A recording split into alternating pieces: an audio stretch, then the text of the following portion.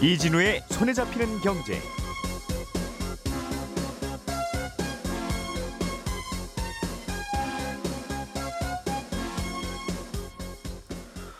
안녕하십니까, 이진우입니다. 미국의 반도체 공장을 짓는 기업들에게는 막대한 보조금을 주겠다고 약속했던 미국 정부가 말을 바꾸고 있습니다. 신청자가 너무 많아서 돈을 다 나눠줄 수는 없다는 입장인 것 같은데요. 삼성전자와 SK하이닉스 같은 우리나라 반도체 기업들도 당초에 원했던 보조금을 받지 못할 거라는 해석도 함께 나오고 있습니다. 우리나라의 이른바 좋은 일자리, 대기업 일자리의 비율이 경제협력개발기구 OECD 회원국들 중 가운데 최하위인 것으로 나타났습니다. 급여나 복지가 상대적으로 좋은 대기업 일자리가 적다 보니까 과도한 입시 경쟁이 일어나고 저출생, 또 지역 간 불균형이 커진다는 해석이 KDI로부터 나와서 눈길을 끕니다. 로또 청약으로 불리웠던 서울 개포동의 한 재건축 아파트 무순위 청약에 100만 명이 넘는 신청자들이 대거 몰렸습니다. 2월 28일 수요일 손에 잡히는 경제 시작합니다.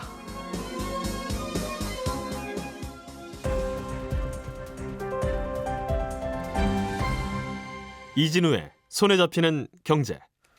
네, 오늘은 김치형, 남국민, 서은영 세 분의 전직 기자, 현 경제뉴스 큐레이터 세 분과 함께합니다. 어서 오십시오. 안녕하세요. 네, 자, 서은영 큐레이터가 준비해 오신 소식부터 들어보겠습니다. 미국이 보조금 줄 테니까 미국에 공장 지어라 하던 말을 좀 바꾸기 시작했나 봐요. 네, 그렇습니다. 그러니까 지나 러문도 미국 상무부 장관이 이제 최근에 공식석상에서 너무 많은 기업들이 보조금을 신청해서 미 정부가 줄 수 있는 규모의 2배가 넘었다. 그래서 신청했는데 못 받는 기업이 상당수일 것이고 받더라도 이 신청액의 절반만 받아도 다행이다, 이런 말을 한 겁니다. 땅 다 사놓고 계획 다 발표하고 가니까 이렇게 중간에 말 바꿔도 되는 겁니까? 그 참 답답한 노릇인데요. 보통 이러면 계약금의 2배를 보통 보상하는 게 우리나라 관행인데.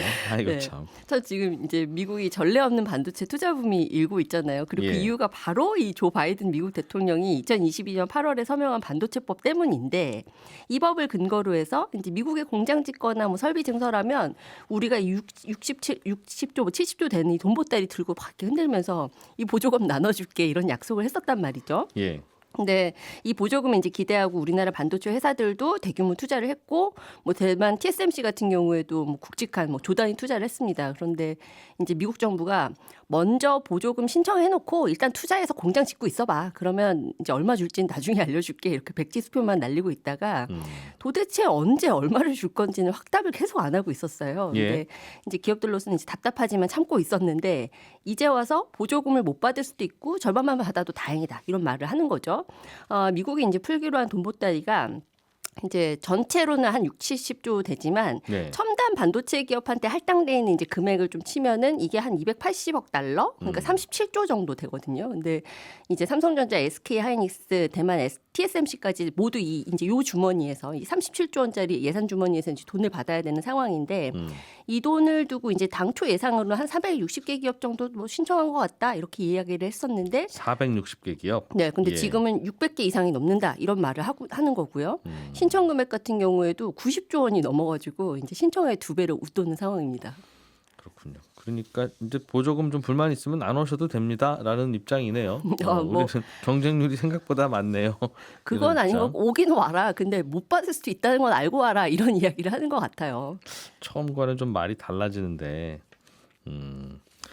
뭐 말 바꾸는 것도 다 미국 정부가 알아서 할 일이고 알아서 판단할 일이고, 뭐 우리가 이제 빌려준 돈 받는 입장까지는 아니니까 알아서 할 일이지만, 이제 다음번에는 미국 정부가 뭐 하니까 오세요라고 하는 건 다시는 못 써먹는 카드죠. 이런 식으로 하면. 어쨌든 우리나라 기업들은 일단 가서 보조금 좀 받으려고 했는데 얼마 받을지가 다 굉장히 모호해진 겁니까? 네, 그렇습니다. 그래서 근데 이게 뭐 시한이 없는 건 아니고 아마도 이제 다음 달 말, 그러니까 3월 말에는 뭐 이야기를 들을 거다. 그러니까 받을 수 있는지, 뭐 얼마 받을지, 이 이야기는 이제 그때쯤이면 알 수 있을 것 같다, 이렇게 얘기를 하는데, 이제 규정상으로는 이제 신규 투자한 제조 설비 한 곳당, 팹당이라고 하는데 최대 이제 30억 달러까지 이제 각 프로젝트 총 비용의 15% 지원받을 수가 있거든요. 그럼 이제 이론적으로 그냥 따져보면 삼성전자는 텍사스 테일러 공장에다가 170억 달러 들여서 지금 공장 짓고 있으니까 뭐 한 25억 달러 이상의 보조금 받지 않을까 이런 계산을 하고 아마 들어갔을 겁니다. 그런데 현재로서는 이제 보조금에 대한 기대감이 높을 수가 없는 상황이 된 거죠. 특히나 이제 이렇게 뭐 경쟁이 치열하다 이 이야기도 했지만 지금 미국 기업한테 우선적으로 지급되는 분위기가 계속 이제 나타나고 있는 거예요. 네. 지금 이제 현재까지 반도체법 보조금 지급받은 이제 확정받은 기업이 3곳인데 뭐 영국 방산업체가 한 곳 있긴 합니다만 나머지 2곳은 이제 미국 반도체 업체인 마이크로칩 테크놀로지, 뭐 글로벌 파운드리스 뭐 이런 데들이거든요. 예. 그리고 이제 보조금 수혜 가장 많이 받을 거다 이 이야기를 계속 하는 데가 인텔인데 네. 인텔은 아직 뭐 보조금 확정이 안 됐습니다만 아마 100억 달러 이상은 인텔한테 쏠 것 같아 이런 이야기가 지금 계속 보도가 나오는 거예요. 예. 그러면 만약에 이 100억 달러가 아까 제가 말씀드렸던 그 최첨단 반도체 기업한테 할당된 예산 280억 달러 중에 100달러다. 그렇다면 이 나머지 180억 달러 가지고 600억의 기업이 치열한 경쟁을 벌여야 되는 상황이 된 겁니다. 예. 이거 참. 뭐 정부 보조금은 자기네 나라 기업들한테 주는 게 이제 새로운 뉴 트렌드가 되어서 네. 더 이상 이제 말하기도 입 아픈데 2, 30점만 하더라도 WTO니 뭐니 해서 보조금을 주는 건 불공정 경쟁이고 그렇게 되면 전 세계 경제가 다 문제가 생기며 이제 그 가치를 실현하기 위해서 미국 정부는 그랬던 나라가 그렇습니다. 야, 본인들 좀 불편해지니까 그냥 뭐 법이고 원칙이고 다 갇혔죠. 사라지고 네. 원래 이게 세상인지는 잘 모르겠습니다만 어쨌든 우리는 환경에 맞춰야 돼요. 네. 일본은 또 일본 반도체 부활을 외치고 있고 TSMC라는 대만 기업을 우건으로 끌어들이면서 또 엊그제는 우리 기업들이 요즘 그나마 잘하고 있는 HBM 인공지능용 D램 기술을 미국 마이크론이 따라잡았다 이런 소식도 있었어요. 네, 이 그 들리는 소식들이 다 삼성전자 하이닉스한테는 별로 좋지 않은. 정말 한 주 사이에 막 소식이네요. 악재가 예. 좀 겹치고 있는 분위기인데 지금 거의 뭐 그야말로 국가 대항전 수준으로 이제 거의 반도체 패권 전쟁이 펼쳐지고 있고 이거 총만 안 들었지. 예. 각 나라가 이제 돈가방 들고 싸우고 있는 형국입니다. 근데 미국의 경우에는 지금 이제 칼집에서 칼도 안 꺼내고선 살짝 보여주기만 하고 지금 이제 우리 70조 원 이거 가지고 있거든. 이러면서 이렇게 반도체 기업들을 대거 유치를 한 상태인데 이번에 이제 이야기하는 거 보니까 이렇게 이제 예고편만 날리고도 최첨단 로직 반도체 같은 게 이제 미국에서는 전혀 생산이 안 됐었는데 투자가 몰려서 2030년이 되면 갑자기 미국이 이 관련 시장에서 점유율 20%까지 올라갈 거라고 하는 거예요. 그러니까 미국 정부에서도 야, 우리 이거 반도체법 만들어 가지고 당초 예상했던 목표보다 초과 달성했다. 이런 자화자찬을 정말 대놓고 할 정도입니다. 예. 그러니까 일본 경우에도 이제 최근에 지난주에 이제 뉴스 나왔죠. 일본 큐슈에 이제 TSMC 신공장 준공했는데 TSMC가 이제 공장 짓는데 쓴 돈의 거의 절반 가까운 돈을 또 일본 정부가 지원금으로 주면서까지 예. 이렇게 일본 반도체 부활의 우군으로 이제 확보를 한 거고요. 그리고 이제 HBM 같은 경우에도 요거는 이제 엊그제 나온 소식인데 이제 뭐 이 D램을 이렇게 쌓아 올리는 거죠. 8층, 12층 뭐 이렇게. 근데 이제 요거는 정말 AI 기술의 핵심, AI 반도체에 필요한 이제 이 부품인데 HBM 같은 경우 후발주자였던 미국 마이크론이 이제 갑자기 첨단 모델 우리 양산도 되고 심지어 엔비디아에 우리가 납품할 거야 이런 발표까지 나오니까 예. 이거는 우리가 사실 이제 뭐 삼성전자 특히나 SK 하이닉스가 우위를 가지고 있는 부분이었는데 이거 정말 큰 위협이 된다. 근데 어떻게 이게 가능했느냐? 결국에는 그 뒤에는 팀 미국이 있다 이런 이야기들이 나오는 거예요. 그러니까 반도체 패권을 주겠다는 이제 정부의 의지. 또 확실한 자금 지원, 또 게다가 자국 기업끼리, 그러니까 미국 마이크론이 만들고 미국의 엔비디아가 사주는 이런 분위기까지 이제 더해지면서 마이크론의 존재감이 커지고 있다. 그럼 이렇게 막 미국도 이제 뭐 미국의 반도체 우리가 패권 이제 다시 가져올 거야라고 하고 일본도 우리가 한국한테 빼앗겼던 이 반도체 패권 다시 가져와야 되는 거 아니야 이런 상황에서 과연 우리는 어떻게 살아남아야 할까 이 생존 전략을 좀 점검해봐야 하는 시기인 것 같습니다. 그래요. 반도체 전문가들이 가끔씩 이제 하던 이야기 중에 하나가 우리나라가 D램 시장에서는 전 세계 1등인데 1등도 우리나라 기업, 2등도 우리나라 기업 네. 그러니까. 근데 이게 뭐 우리나라만 만들 줄 알아서 우리나라가 1, 2등이 아니라 다른 나라도 돈 들이고 설비 투자하면 할 수는 있는데 그냥 가장 경쟁력 있게 만드는 그런 거다. 네. 마치 동네 식당처럼 저 동네 식당에서 파는 된장찌개 우리 집에서 못 만들 건 아닌데 그냥 저기 가서 먹는 게 싸고 맛있어. 그러니까 다들 거기 가서 네. 먹던 그런 개념이라서 다들 각자 집에서 밥해 먹읍시다라고 하면 굳이 꼭 그걸 가야 될 이유는 또 없어질 수 있는 그런 거라니까 또 이제 고민인 거죠. 하여튼 반도체 시장은 하루하루가 뉴스가 이렇게 좀 달라지네요. 자, 남국민 큐레이터가 갖고 오신 소식도 재밌습니다. 우리나라 요즘 의대 열풍 불어서 막 이거 가지고 이슈인데 근본적인 이유는 괜찮은 일자리가 없으니까 다들 그러는 거 아니냐 하는 것을 뒷받침하는 보고서가 나온 거예요. 예, 맞습니다. 이제 국책 연구기관인 KDI가 발표한 자료인데요. 2021년 기준으로 한국에서 대기업에서 일하는 사람의 비중이 13.8%로 집계가 됐는데 예. 이게 OECD 32개 국가 중에 가장 낮은 수치다. 이런 조사를 발표했습니다. 그러니까 우리나라에서 일하는 사람 10명 중에 1명만 대기업에서 일한다는 건데 그러니까 다들 의사 되고 싶고 하는 게 이해가 가는 부분인 거죠. 다른 나라들은 그 대기업이 막 길에서 막 발에 차여요? 그렇게 많아요? 그러니까 사실 이게 우리나라 너무 익숙해서 뭐 대기업 가면은 집안의 자랑 뭐 이런 느낌인 게 우리나라 분위기니까 예. 대기업에 일하는 사람 적은 게 당연한 게 아닌가 싶었는데 이 발표를 보면요. 해외는 훨씬 이런 분위기랑 다릅니다. 일단 OECD 평균이 32%거든요. 그러니까 주요국 국민들은 3명 중에 1명은 대기업에서 일하는 게 일반적이다라는 거죠. 아하. 여기서 1위를 한 미국은요. 57.6%거든요. 그러니까 10명 중에 6명은 대기업 직원이라는 거고 절반 이상이라는 거죠. 그리고 옆 나라인 일본도 40%가 대기업에서 일하고 있었습니다. 예. 이런 거 보면은 뭐 미국이나 일본은 워낙 뭐 대기업 중심의 경제니까 그런 거 아닌가 할 수도 있는데 국내에서 이제 중소기업 천국처럼 알려진 독일 같은 경우도 노동자의 41%가 대기업 직원이고요. 예. 스웨덴, 영국, 프랑스도 이보다 높아서 대략 국민 둘 중에 1명은 대기업 직원이다라는 겁니다. 그러니까 10명 중에 1명인 우리나라랑은 격차가 엄청난 거죠. 그러니까 우리나라 직장인들은 혹은 근로자들은 노동자들은 피곤한 이유가 좋은 괜찮은 직장들이 다른 나라에 비해서 너무 없다. 그렇죠. 맞습니다. 우리나라는 이런저런 그래도 괜찮은 회사들 많은 걸로 우리가 알고 있었는데. 그렇죠. 맞습니다. 그러니까 당연히 경쟁이 치열할 수밖에 없겠네요. 그렇습니다. 이게 비율 자체가 너무 낮다 보니까 그런 건데 비율도 낮고요. 그 양 중소기업과 대기업 간의 임금 격차도 점점 더 벌어지고 있다는 게 이제 문제인데요. 예. 우리나라에서 5명에서 10명 미만의 소규모 기업의 평균 임금이 대기업의 지금 54%가 됐습니다. 예. 그러니까 절반밖에 못 받는다는 거예요.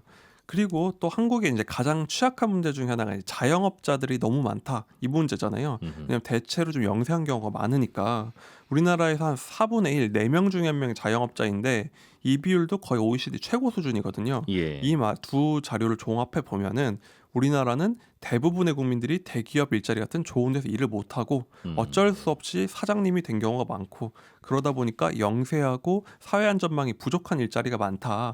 이게 비정상이다. 좀 바꿔야 된다. 이게 KDI의 지적인 겁니다. 10명 중에 1명만 대기업 들어가서 괜찮은 삶을 살 수 있고 나머지는 그 격차가 너무 크고 맞습니다. 특히 우리나라는 한 번 채용하면 해고도 안 되고 네, 거의 그렇죠. 그러다 보니 빈자리가 안 나고 빈자리가 안 나니까 젊을 때 대기업 못 들어가면 평생 못 들어가는 거잖아요. 아무리 열심히 일 잘한다고 소문이 나도. 그렇습니다. 그러니 입시 경쟁 치열할 수밖에 없고 네. 우리의 모든 악순환과 고민들이 출발점이 여기라고 볼 수도 있겠네요. 결국은 KDI의 지적은 이게 우리나라의 가장 큰 문제로 꼽히는 입시 문제 그리고 저출산 문제도 결국은 이 문제랑 맞닿아 있다는 건데요. 이 문제를 지적하면서 이제 입시 경쟁을 얘기를 했는데 전 국민 10명 중에 1명만 이제 대기업을 가다 보니까 쉽게 말해 2배 임금 받을 수 있고 평생 다닐 수 있는 직장이다 보니까 이게 KDI에서 수능 성적을 가지고 장기적으로 소득이 얼마 차이 난다 조사를 해봤더니 예. 상하위권의 임금 격차가 1.5배였다고 합니다.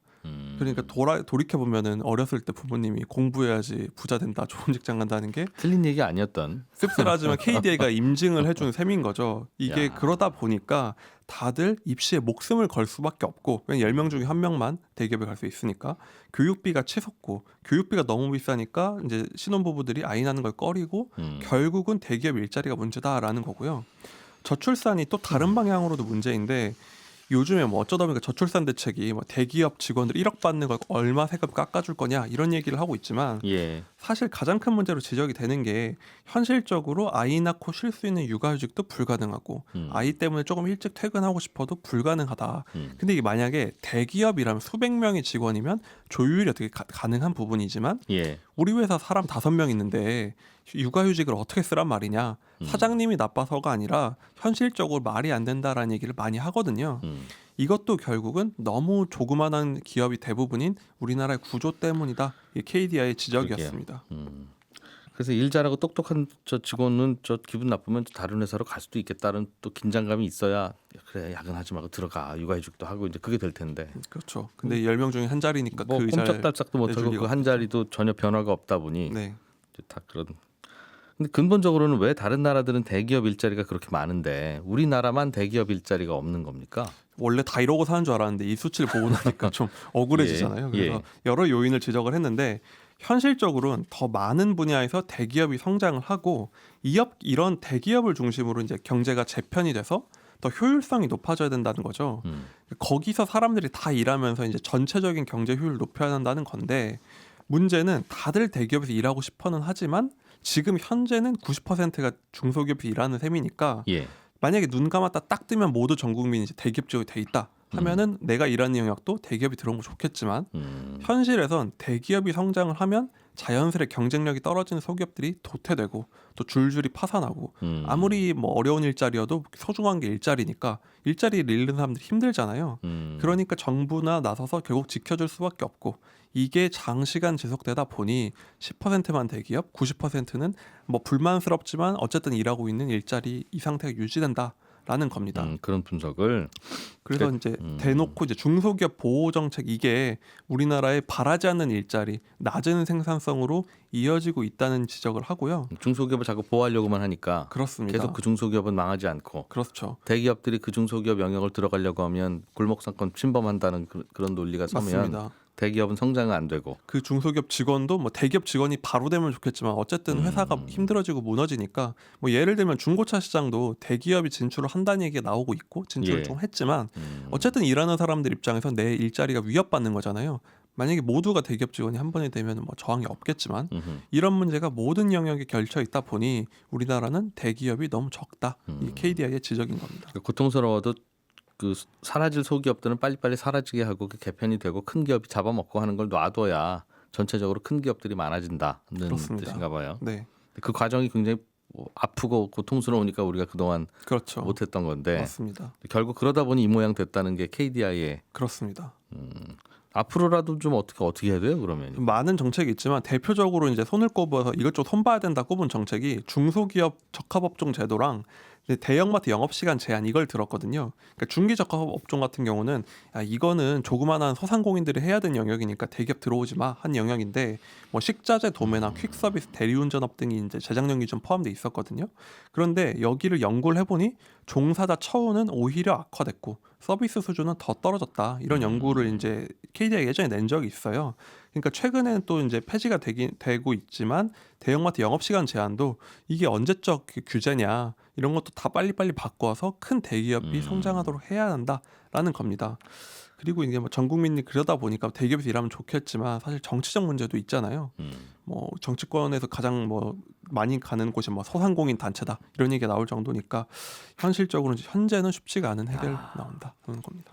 골목 상권에서 대기업과 중소기업이 충돌할 때 우리는 누구 편을 들어야 우리의 미래가 맑아지는 거냐가 굉장히 복잡하고 그렇죠. 고민해야 될 문제다. 우리나라 대부분은 소상공인들이 하는 건 사실 미국은 다 대기업이 하고 있고 다 직원으로 일하는 게 선진국의 모델이다라는 겁니다.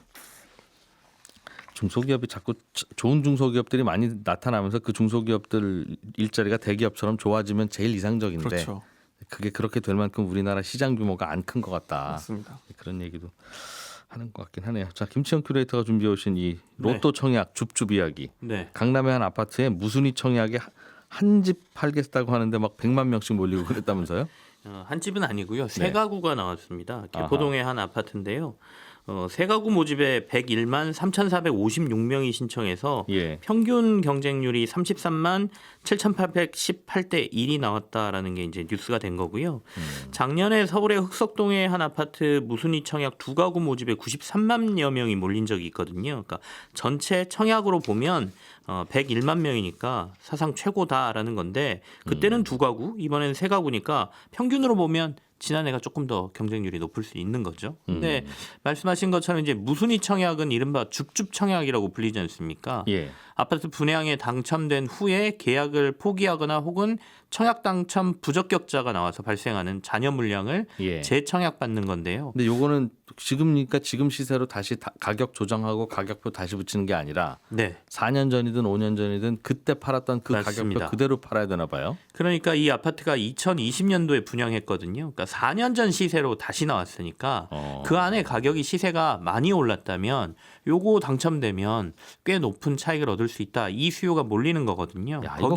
거기에다가 이 줍줍 청약 같은 경우에는 청약 신청의 허들이 굉장히 낮습니다. 예. 그러니까 청약 통장이 필요하지 않고요. 그러니까 청약 신청금만 있으면 만 19세 이상 국내 거주자라면 누구나 신청할 수 있고 당첨자 선정 방식도 아까 청약 통장을 쓰지 않는다 그랬으니까 예. 뭐 청약 가점 이런 거 필요 없거든요. 주민등록번호만 추첨제입니다. 있으면 추첨제입니다. 그러니까 말 그대로 로또일 수가 있어서 더군다나 최근에 여러 규제가 많이 없어지면서 이번 같은 경우에는 실거주 의무하고 전매 제한 규제도 적용받지 않다 보니까 예. 야 이거 받으면 바로 팔아도 되겠네 뭐 예를 들어 전세를 놔도 되겠네 이런 수요까지 몰리면서 사람들이 엄청나게 몰린 것입니다. 이게 재개발 아파트니까 거슬러 올라가면 원래 그 동네에 낡은 아파트, 낡은 네네. 집 갖고 있었던 분들이 조합원이 갖고 있었던 재산일 텐데 맞습니다. 그럼 지금 팔면 지금 시세대로 받으면 그분들이 좋을 텐데 꼭 옛날 시세로만 받아야 되는 룰이 있나 봐요.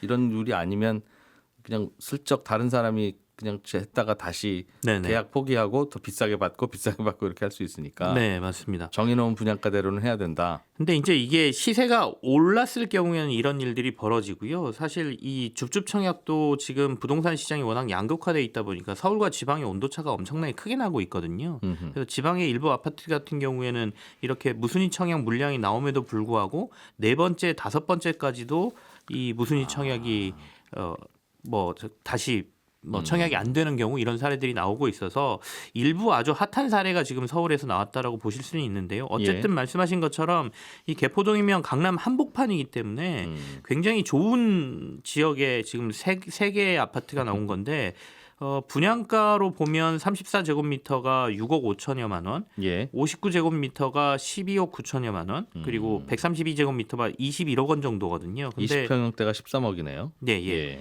근데 이게 지난해 12월에 59제곱미터가 22억 원, 아까 12억 원 정도가 네, 분양가라 그랬는데 22억 원에 팔렸고요. 132제곱미터 같은 경우에는 49억 원의 매매가 이루어졌어요. 지금 분양가는 21억 9천만 원이니까요. 네. 그러니까 이게 뭐 단순 계산으로 보면 뭐 시세 차이 크게는 20억까지도 날 수 있다. 뭐 이런 것도 지금 언론에서 보도되고 한 상태고 더군다나 지금 전세 시세가 59제곱미터 같은 경우에가 9억 원 내외로 지금 보이거든요. 예. 그러면 아까 분양가 12억 원에 한 3억여 원, 한 4억 정도 있으면 이거 청약 받아서 바로 전세 내주면 되겠네라는 계산까지 쓰니까 목돈이 많이 필요 없어요. 예. 그렇다 보니까 이제 사람들이 좀 몰린다고 볼 수 있죠. 그래서 어떤 분은 이게 농반진반으로 로또도 사는데 네. 로또는 1등 당첨 확률이 800만 분의 1인가 그렇다고 그러잖아요. 814만 분의 1입니다. 제가 조사해 봤습니다. 네. 근데 이제 당첨금이 거의 이제 로또 1등 수준이니까 네. 그래도 30만 분의 1이면 이게 합리적인 거예요. 로또 사는 것보다는 거의 뭐 한 20배 이상 합리적인 건데 네. 이걸 안 하면서 로또를 사면 이건 말이 안 되는 거다. 뭐 그런 얘기도 하시면서 하더군요. 근데 이제 만약에 당첨이 되면 이게 다른 청약보다 잔금 내고 뭐 이러는 기한이 굉장히 짧거든요. 10일 그래서? 이내에 계약금 내야 되고 6월 8일까지 이건 잔금을 내야 되기 때문에 이런 부분이 조금 그렇고요. 알겠습니다. 네네. 거기까지 듣고 당첨되신 되실 분들은 축하드리겠습니다. 미리. 예, 저희는 또 내일 아침에 찾아뵙겠습니다. 고맙습니다. 이진우였습니다.